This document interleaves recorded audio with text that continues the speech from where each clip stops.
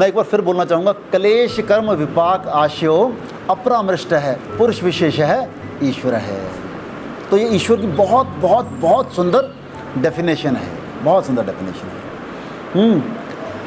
और नेक्स्ट 4 श्लोकों में भी उन्होंने एक्सप्लेन किया है। तत्र निर्तिश्यम सर्वज्ञ बीजम। सर्वज्ञ मतलब सब जानने वाला, सब तरह के ज्ञान वाला, सब तरह के ज्ञानों का वो बीज है। मतलब इस पृथ्वी पर, सिर्फ पृथ्वी पर नहीं, इस ब्रह्मांड में जो भी ज्ञान है उसका जो बीज है वो ईश्वर है। निर्तिश्य, बिना किसी डाउट के, वो पूरे ज्ञान का बीज जो है वो ईश्वर है। तत्र निर्तिश्यम सर्वज्ञ बीजम। हाँ, फिर है पूर्वे शामपि गुरुः कालेन अन्वच्छेदात्। पूर्वे शाम अपि गुरु, हमारे पूर्वजों का भी गुरु है।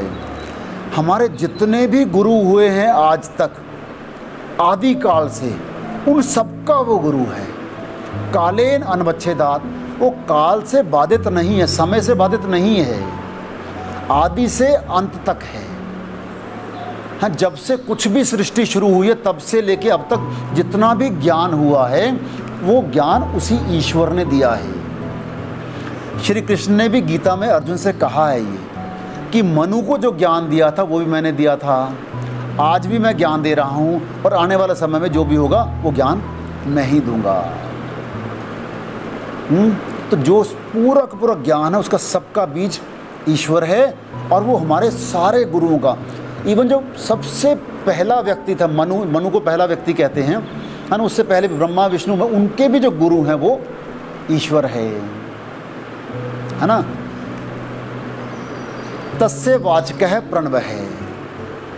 अब हम ईश्वर की तो बात कर रहे हैं, ईश्वर ईश्वर ईश्वर। अब ईश्वर का नाम क्या है, कैसे उसे पुकारें, कैसे उसे याद करें, तो इसमें उसने बताया है कि तस्य वाचकः प्रणव है। ईश्वर का वाचक, उसका नाम क्या है, प्रणव है। प्रणव का मतलब क्या है, ओम। प्रणव और ओम ये दोनों प्रायवाची शब्द हैं। ओम, ओमकार, है ना। तो ईश्वर का सबसे नज़दीकी, ईश्वर के सबसे नज़दीकी जो नाम है वो ओम है। आप देखिए, ओम के उच्चारण से हमारी सारी शक्तियाँ जागृत होती हैं, हमारी सारी ऊर्जा ऊर्ध्व गति हो जाती है। आज आ, ऊ और म हम जानते हैं तीनों से मिलके बना है। आ से पेट की, ऊ से छाती की, और म से सर की, है ना। ये ऊर्ध्वगामी गति हो, हमारी ऊर्जा की गति जो है ऊर्ध्वगामी हो जाती है ना। और जब भी हमारी एनर्जी ऊर्ध्वगामी होगी तो हम खुश रहेंगे। आप देखें, आप जब एनर्जी लेवल हाई होता है, जब हम खुश होते हैं, है ना, कितने आनंदित होते हैं।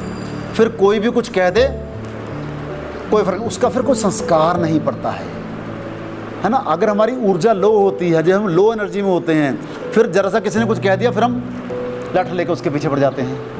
वो संस्कार, वो हम संस्कार पाल लेते हैं, है ना। तो ओम का उच्चारण करने से हमारी एनर्जी लेवल हाई होता है, ऊर्ध्वगामी हो जाती है हमारी एनर्जी। तो जो सबसे नीयरेस्ट जो नाम है वो ओम है। अभी पीछे से हम पढ़ रहे थे, रिसर्च हुई है, अमेरिका ज़्यादा रिसर्च करता है कि सूर्य से जो आवाज़ निकली है, ओम की आवाज़ निकल रही, कॉन्टीन्यूसली ओम की आवाज़ निकल रही है सूर्य से, है ना। ऐसा भी कहते हैं पृथ्वी पे भी जब सबसे पहली जो आवाज़ निकली है वो ओम की आवाज़ निकली है। ब्रह्मा का नाद है ओम, ऐसा कहते हैं, है ना। तो ईश्वर का सबसे नज़दीकी जो नाम है वो ओम है ना। फिर क्या कहा, तज्जप है तदर्थ भावनम, कि हमने करना क्या है, तज्जप है, उसी का जप करना है, उसी के भाव की चर्चा करनी है। किसकी, ओम की, है ना। ओम का ही जप करना है। जैसे आप देखें, हम जब भी कुछ, हर धर्म ने इसको कितना इज़्ज़त दी है, चाहे वो हिंदू है, चाहे मुस्लिमों में इसको आमीन बोलते हैं, है ना।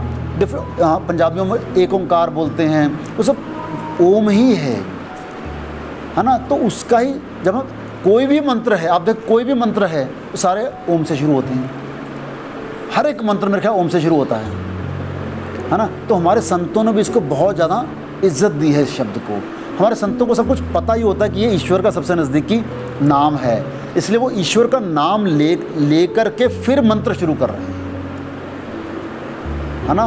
कितना सुंदर ज्ञान है, कितना सुंदर करते हैं हमारे संत लोग ना, है ना। उसको ही जपना है, उसके भाव की ही चर्चा करनी है। ततः प्रत्यक्ष चेतना अधिगमोऽपि अंतराया भावश्च। अंतराया मतलब रुकावटें, विघ्न, हाँ, अभाव। ये सब करने से, जो पिछले हमने 6-7 श्लोकों में डिस्कस किया, ये सब करने से विघ्नों का अभाव हो जाता है। अंतराया अभावश्च, है ना, विघ्नों का अभाव हो जाता है। विघ्न मतलब रुकावटें, जो हमें ईश्वर प्राप्ति में, योग प्राप्ति में, खुद की प्राप्ति में, दृष्टा के स्वरूप में स्थित होने में जो रुकावटें होती हैं, उनका अभाव हो जाता है। प्रत्यक्ष चेतना अधिगमो अपि, है ना, और हमारा खुद की चेतना में भी स्थापना हो जाती है। विघ्नों का अभाव होगा तो ऑटोमेटिकली दृष्टा के स्वरूप में हम स्थापित हो ही जाएंगे, है ना। तो ये सब हम इस करने से ये सब होता है ऑटोमेटिकली, फिर हम योग में स्थापित हो जाते हैं, दृष्टा में स्थापित हो जाते हैं। विघ्न कौन कौन से हैं? 9 विघ्न बताए अगले ही सूत्र में, तीसरे सूत्र में 9 विघ्न बताए हैं। और बहुत ही हमें लगेगा कि ये सारे विघ्न हमारी ज़िंदगी में होते हैं, उनको हम कैसे कैसे पार करना है वो हम चर्चा अगली बार करेंगे।